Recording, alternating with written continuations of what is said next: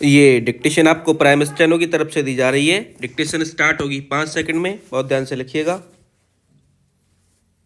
Start. शिक्षा अपने आप में एक अत्यंत पवित्र शब्द है जिसके आगे सारी विशेषताएं और दावे अधूरे नजर आते हैं। शिक्षा का प्रभाव हमारे वर्तमान ही नहीं अतीत पर भी पूरी तरह छाया हुआ था। सच यह है कि शिक्षा को अगर हम किताबी ज्ञान तक सीमित करें तो यह ठीक नहीं है। इसका स्वरूप किताबी ज्ञान से कहीं ज़्यादा है। वर्तमान में शिक्षा बाजार उन्मुख हो गई है, चाहे शिक्षा देने वाले हों या शिक्षा लेने वाले, सभी शिक्षा को धन अर्जित करने का साधन मानकर चलते हैं। आज के दौर में शिक्षा अर्जन का उद्देश्य धनार्जन है। 10वीं 12वीं जैसी कक्षाओं के परिणाम तय करते हैं कि बच्चा किस जगह जाना चाहता है, मगर उसकी आंतरिक इच्छा भले ही कुछ और करने की हो, फिर भी उसको जबरदस्ती भेड़ चाल में धकेलने की पूरी व्यवस्था समाज में मौजूद है।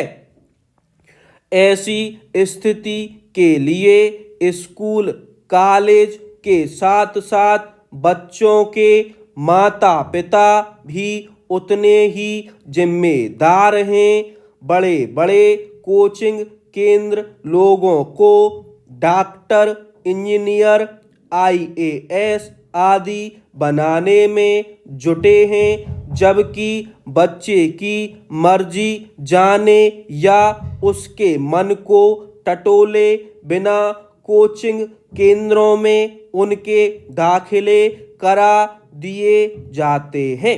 भले ही बच्चा दबाव झेलने में सक्षम हो या ना हो, समझने की बात यह है कि क्या पढ़ लिख कर केवल अपने उत्थान के लिए कुछ करना हमारे देश के लिए काफी होगा।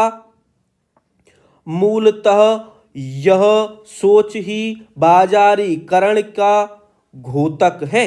पढ़ाई के नाम पर जिस तरह से फीस वसूली जाती है, उससे निर्धन बच्चों का भविष्य आम तौर पर अधर में रह जाता है। हालांकि ऋण सुविधाओं और सरकारी योजनाएं कुछ हद तक इसमें राहत पहुंचाती हैं, लेकिन कुछ लोगों तक ही इनकी पहुंच होती है। बाकी के सभी इस तंत्र का शिकार बनते हैं।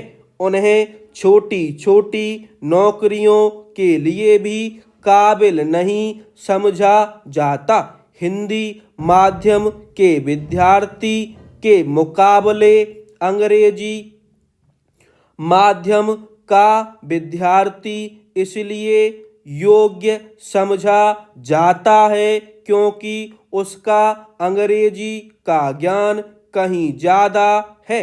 प्रबुद्ध वर्ग के लोगों को पता है कि कहाँ कैसा माहौल है, मगर सब और यही स्थिति है कि जहाँ जैसा चल रहा है वैसा चलने दो। इतना बड़ा देश है, इतनी सारी समस्याएं हैं, किस किस पर ध्यान दिया जाए। ऐसी सोच लेकर सभी लोग अपने जीवन को चलाने में विश्वास रख रहे हैं। और फिर आज के इस युग में मैं क्यों बोलूं वाली धारणा का प्रचार ही अधिक असर दिखा रहा है। सड़क पर चलते हुए हम बहुत से गरीब बच्चों को देखते हैं। न जाने किसके अंदर कैसी प्रतिभा छिपी है। हमने शिक्षा की सारी बुनियादी बातों को दरकिनार कर दिया है।